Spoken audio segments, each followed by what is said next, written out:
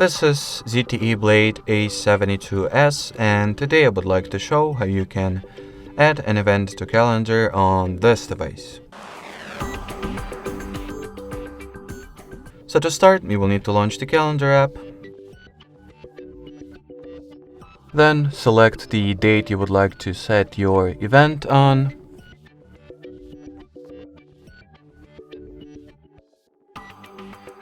Onwards, tap at this plus icon over here, choose an event option from the list, and now fill out all the event details, for example, title, timeframes, recurrence, participants, location, color, description, or you can also attach some files, or set up your notifying or reminding preferences.